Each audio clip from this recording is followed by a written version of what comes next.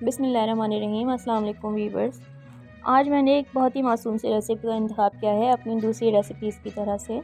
मैं बना रही हूँ आलू के समोसे बहुत ही आसान तरीके से और एक नए अंदाज़ में।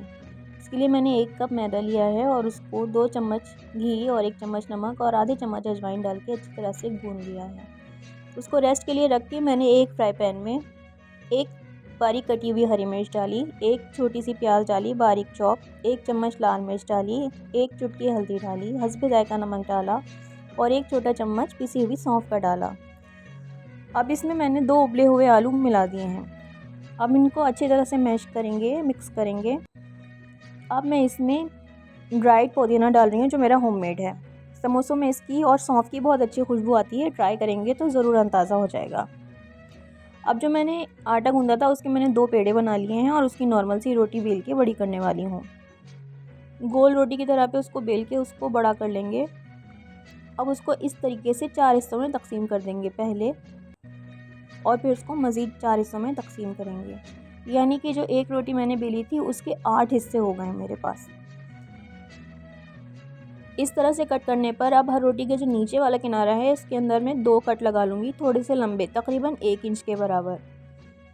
नीचे वाले कॉर्नर पे इस तरह की कट लगा के अब मैं इसके ऊपर बैटर रख दूँगी।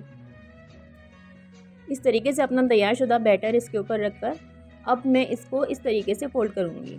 यानी जो आलूओं की फिलिंग हमने रखी है इसके ऊपर रोटी की टोपी सी बना देनी है। इस तरीके से सबको इसी तरह से ही ऊपर से फोल्ड करते जाएंगे। इस तरह से हमारे जो समोसे बनने वाले हैं इसकी बहुत अच्छी शेप आ जाएगी और एक नए तरीके से समोसे तैयार हो जाएंगे। घर वालों को भी बहुत ज़्यादा पसंद आएंगे। अब इसके नीचे वाली टिप्स पे ज़रा सा आटे का हाथ लगाकर या पानी का हाथ लगाकर मैं इसको इस तरह से फोल्ड कर लूँगी। देखिए जनाब कितना खूबसूरत से समोसे या स्नैक्स कह लें आप तैयार हो गए हैं हमारे। साइज़ भी बहुत मुनासिब है, ये मैंने मिनी साइज़ रखा है। पैन में बहुत सारी चीज़ें होती हैं तो बड़ी बड़ी चीज़ें भारी हो जाती हैं। इन सबको इस तरह रख लिया है। अब इस स्टेज पर हम इसको फ्रीज़ भी कर सकते हैं। किसी भी एयर टाइट जार में सेलोफिन बिछाकर आप इसको फ्रीज़ कर सकती हैं। कुछ मैंने फ्रीज़ कर दिए हैं रमज़ान के लिए और बाकी के मैं अभी इसी वक्त फ्राई कर रही हूँ ताज़ा। बहुत अच्छा क्रिस्पी खस्ता समोसे बनके तैयार हुए थे और घर में सबको बहुत पसंद आया और मुझे भी बना के बहुत मज़ा आया। इस स्टेज पर अगर आपको रेसिपी पसंद आई हो तो फीडबैक ज़रूर दीजिएगा। लाइक, शेयर और सब्सक्राइब करना ना भूलिएगा। दुआ है कि आपके रमज़ान अच्छे गुजरें। अल्लाह हाफिज़।